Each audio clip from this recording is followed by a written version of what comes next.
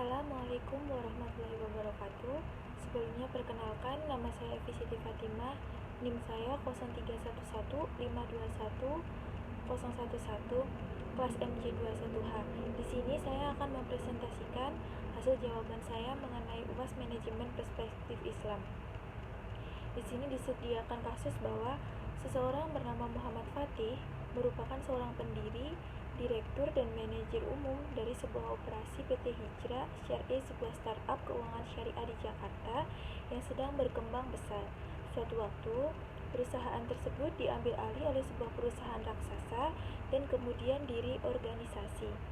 Sebagai pengelola awal, Muhammad Fatih kemudian diangkat menjadi direktur baru. Tugas pertamanya adalah mengembangkan struktur organisasi. Pada kesempatan ini, dia melakukannya dengan berat hati dan dia selalu mengelola perusahaannya secara informal. Setelah 1 tahun memecahkan banyak masalah antar departemen sendiri dan bekerja 12-14 jam sehari, sang direktur menyadari bahwa penjualan terus mengalami penurunan, labanya mengalami penyusutan, dan banyak karyawan yang keluar dari perusahaannya. Masalahnya sekarang adalah bagaimana caranya mereorganisasi PT Hijrah Syariah menjadi suatu perusahaan yang lebih profesional sehingga dapat meningkatkan penjualannya dan mendapatkan laba. Pertanyaannya adalah, yang pertama, seandainya saudara adalah seorang konsultan, apa yang menggunakan pendekatan perspektif Islam untuk meningkatkan lagi tingkat penjualan dan laba? Koordinasi apa dan bagaimana yang seharusnya dia lakukan?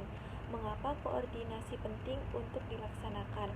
Dan saya akan menjawab pertanyaan ini menurut pendapat saya sendiri. Menurut saya, koordinasi itu sangat penting untuk dilaksanakan. Koordinasi sendiri merupakan tindakan seorang manajer untuk mengusahakan terjadinya suatu keselarasan, keharmonisan antara tugas atau pekerjaan yang bisa dilakukan oleh seseorang atau bagian yang satu dengan orang atau bagian yang lain. Dengan koordinasi ini diartikan sebagai suatu usaha menuju ke arah keselarasan kerja antara yang satu dengan yang lain, sehingga diharapkan tidak akan terjadinya kesimpangsiuran, masalah, ketidaktepatan, serta double pekerjaan antara yang satu dengan anggota yang lainnya. Hal ini berarti bahwa pekerjaan dapat dilaksanakan secara efektif dan efisien. Misalnya ada suatu perusahaan dapat terjadi bagian produksi dan telah meningkatkan sejumlah produksinya. Tetapi ternyata karena tidak adanya tambahan kegiatan dari bagian penjualan, maka dapat menyebabkan terjadinya overproduksi. Hal ini sebenarnya tidak perlu terjadi kalau seandainya antara bagian produksi dan bagian penjualan terjadi koordinasi yang baik. Jadi, koordinasi itu dapat dilakukan melalui 5 cara. Cara yang pertama adalah kesempatan. Kesempatan sendiri menunjukkan sejumlah pelanggan potensial perusahaan melalui calon pelanggan yang akan datang. Pendekatan dapat dilakukan melalui pendekatan yang sistematis, menelepon pelanggan, atau merekomendasikan kepada pelanggan yang lain, memulai pemasarannya melalui internet seperti Instagram, Facebook, maupun medsos lain, dan melalui promosi-promosi yang khusus. Yang kedua adalah meningkatkan tingkat konversi. Misalnya kita bisa membuat presentasi yang lebih baik, mengesankan, dan persuasif. Yang ketiga adalah dengan cara meningkatkan pembelian di atas rata-rata besar berdasarkan besarnya pembelian rata-rata. Misalnya dengan cara kita bisa menciptakan promosi, misalnya dengan membeli 3 gratis 1, 2 gratis 1, maupun tester dengan 1 gratis 1, misalnya dengan harga dinaikkan terlebih dahulu. Yang keempat adalah dengan meningkatkan jumlah bisnis secara berulang. Misalnya kita memberikan voucher diskon untuk pembelian berikutnya. Yang terakhir atau kelima adalah dengan meningkatkan margin keuntungan. Misalnya kita membelikan bahan baku dari pemasok yang membeli harga lebih murah dengan kualitas yang setara, menawarkan harga para pemasok, pelanggan kita, dan mengambil strategi untuk mengurangi biaya yang tidak perlu. Dengan hanya meningkatkan 10% dari masing-masing cara tersebut, perusahaan kita akan mengalami laba dengan meningkatkan laba dan penjualan perusahaan hampir 2 kali lipat dibandingkan dengan laba yang sebelumnya. Pertanyaan yang kedua adalah, salah satu faktor pendukung keberhasilan adalah komunikasi. Banyak kegagalan koordinasi disebabkan oleh komunikasi. Coba jelaskan tentang komunikasi yang efektif itu yang bagaimana. Kendala-kendala apa saja yang terdapat dalam komunikasi tersebut, dan komunikasikan apa saja menurut saudara yang perlu dilakukan di dalam perusahaan tersebut. Menurut pendapat saya sendiri, komunikasi itu merupakan hal yang paling utama dalam sebuah tingkatan manajemen secara umumnya. Akan tetapi, komunikasi secara khususnya sangat penting dalam fungsi seorang pemimpin, sehingga pada umumnya terdapat kesepakatan tentang diperlukannya suatu komunikasi yang sangat efektif. Komunikasi dapat diartikan sebagai penyampaian informasi dari pengirim kepada penerima, di mana informasi tersebut dapat dipahami oleh penerima komunikasi atau mendapatkan feedback dari komunikan. Dari dasar di atas, dapat disimpulkan bahwa komunikasi adalah suatu sarana untuk menyampaikan perintah, laporan, berita, ide pesan, atau informasi dari komunikator kepada komunikan agar di antara mereka terdapat interaksi. Komunikasi tersendiri bisa terjadi antara dua orang ataupun sekelompok masyarakat, bahkan dalam suatu organisasi. Namun, dalam komunikasi tersendiri terdapat beberapa kendala. Yang pertama adalah persepsi secara selektif. Ada 3 aspek hambatan persepsi. Yang pertama adalah penerima akan menanggapi berita berdasarkan pengalaman pribadi, lalu bagaimana mereka telah belajar untuk menanggapi sesuatu hal. Yang kedua adalah penerima akan menanggapi berita dengan cara menolak setiap perubahan dalam struktur kepribadian yang kuat. Berita yang bertentangan dengan keyakinan seseorang cenderung akan ditolak. Yang ketiga adalah penerima cenderung mengelompokkan dan menyimpan beberapa karakteristik pengalaman mereka, sehingga mereka dapat membuat pola-pola secara menyeluruh. Berikutnya ada status komunikator. Komunikan sendiri cenderung untuk menilai, untuk memberikan pertimbangan, atau membentuk pendapat atas dasar karakteristik pengirim. Kualitas komunikator sendiri yang bagus bisa memahami ataupun tidak, tergantung bagaimana komunikan tersebut menerima pesan, lalu mereka akan mengkomunikasikan hasil suatu kebenaran atau kesalahan dari isi pesan tersebut. Yang ketiga adalah keadaan membela diri. Perasaan membela diri pada seorang pengirim dan seorang penerima berita. Yang keempat adalah bisa jadi pendengaran seorang komunikan itu lemah. Yang kelima adalah ketidaktepatan menggunakan bahasa.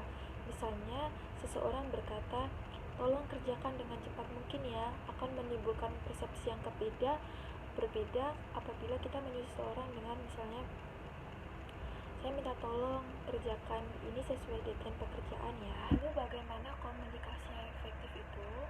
Beberapa pendekatan yang dapat digunakan untuk meningkatkan komunikasi, yaitu antara lain, yang pertama adalah pengkajian komunikasi. Salah satu cara untuk meningkatkan komunikasi dalam suatu perusahaan adalah dengan menggunakan pendekatan makro, yaitu menggunakan alat untuk memeriksa kebijaksanaan, jaringan, maupun aktivitas komunikasi. Komunikasi organisasi dipandang oleh sekelompok faktor-faktor komunikasi yang berkaitan dengan tujuan komunikasi. Yang kedua adalah pedoman dan teknik komunikasi itu sendiri. Pertanyaan yang ketiga adalah, untuk meningkatkan produktivitas dan laba penjualan, apakah perusahaan perlu melakukan sebuah motivasi? Lalu tujuan apa yang diharapkan oleh suatu perusahaan di dalam memberikan motivasi? Alat-alat motivasi dan jenis motivasi apa yang sebaiknya diberikan? Lalu kendala apa saja yang akan dihadapi? Saya akan menjawab pertanyaan ketiga. Menurut saya, perusahaan perlu memotivasi karena motivasi itu merupakan suatu dorongan atau daya penggerak suatu perusahaan. Motivasi ini diberikan kepada orang-orang yang mampu mengerjakan suatu pekerjaan atau suatu persoalan, dan bagaimana caranya untuk mendorong gairah kerja bawahan atau pengikut agar mereka mau bekerja keras dengan memberikan kemampuan dan keterampilannya untuk mewujudkan tujuan perusahaan ataupun tujuan suatu organisasi. Tujuan pemberian motivasi sendiri yaitu ada 11. Yang pertama adalah meningkatkan moral dan kepuasan kerja karyawan. Yang kedua adalah mendorong gairah dan semangat kerja karyawan. Yang ketiga adalah meningkatkan suatu produktivitas kerja karyawan. Yang keempat, mengefektifkan pengadaan karyawan. Yang kelima adalah mempertahankan loyalitas dan kestabilan karyawan suatu perusahaan. Yang keenam adalah menciptakan suasana dan hubungan kerja yang baik. Yang ketujuh adalah meningkatkan tingkat kesejahteraan karyawan. Yang kedelapan, untuk meningkatkan kreativitas dan partisipasi yang karyawan. Yang kesembilan adalah untuk meningkatkan suatu kedisiplinan dan menurunkan tingkat absensi karyawan yang buruk. Yang kesepuluh adalah untuk meningkatkan efisiensi penggunaan suatu alat-alat dan bahan baku. Dan yang ke-11 atau terakhir adalah untuk mempertinggi rasa tanggung jawab karyawan terhadap tugas-tugasnya. Alat-alat motivasi itu ada dua. Yang pertama adalah motivasi positif atau insentivitas positif. Manajer memotivasi dengan memberikan hadiah kepada mereka yang berprestasi baik. Dengan motivasi positif ini, semangat kerja bawahan akan meningkat karena manusia pada umumnya senang menerima yang baik-baik saja. Alat-alat motivasi ada dua. Yang pertama adalah motivasi positif atau insentif positif. Manajer memotivasikan dengan memberikan hadiah kepada mereka yang berprestasi baik. Dengan motivasi positif ini, semangat kerja bawahan akan menjadi meningkat. Yang kedua adalah motivasi negatif atau insentif negatif. Manajer memberikan motivasi kepada bawahannya dengan memberikan hukuman kepada mereka yang pekerjaannya kurang baik. Ada kendala dalam melakukan motivasi, yaitu yang pertama, manusia adalah makhluk sosial yang mempunyai suatu keinginan. Untuk soal nomor 4 yaitu, menurut pendapat saudara, gaya pemimpinan seperti apa yang cocok untuk perusahaan tersebut dan bagaimana syarat-syarat yang diperlukan oleh seorang pemimpin yang baik sehingga perusahaan dapat mencapai tujuan dan keinginannya. Lalu perbedaan antara pemimpin dan manajer itu seperti apa? Menurut pendapat saya sendiri, gaya pemimpinan yang cocok untuk perusahaan tersebut adalah gaya pemimpin yang demokratis, sesuai dengan keadaan masyarakat pada saat ini. Hanya pada tipe demokratis inilah segala pikiran, pendapat maupun aspirasi sebagian anggota maupun seluruh anggota suatu organisasi dapat disalurkan dan ditampung oleh pemimpin organisasi. Semua pendapat merupakan informasi yang amat berguna dalam pengambilan keputusan maupun kebijaksanaan dengan jalan masyarakat, maka akan terciptanya sebuah mufakat atau kesepakatan. Dan syarat-syarat untuk menjadi pemimpin yang baik menurut saya adalah pemimpin yang berenergi, selera pemimpinnya seperti apa, terus entusiasme pemimpinnya ramah tamah, integritas, kemahiran teknis, sanggup mengambil keputusan, inteligensi, kecakapan dalam mengajar, dan iman yang kuat. Kemudian, bagaimana sih perbedaan antara pimpinan dan manajer itu? Pimpinan sendiri menurut saya adalah fokus kepada orang, membangkitkan kepercayaan, melihat perspektif dalam jangka yang panjang, apa dan mengapa, menatap masa depan untuk melahirkan sebuah inovasi yang baru, menantang, menginovasi, orisinil, serta mengembangkan. Kalau manajer itu seperti apa sih? Menurut pendapat saya, manajer itu fokus pada sistem dan terstruktur, bergantung kepada pengawasan, melihat jangka pendek, bertanya kapan dan bagaimana, melihat hasil pokok, meniru, menerima status quo, mengelola, tiruan, dan mempertahankan. Demikian pendapat dari pertanyaan UAS yang Bapak berikan. Untuk kekurangannya saya mohon maaf yang sebesar-besarnya. Demikian dan terima kasih. Wassalamualaikum warahmatullahi wabarakatuh.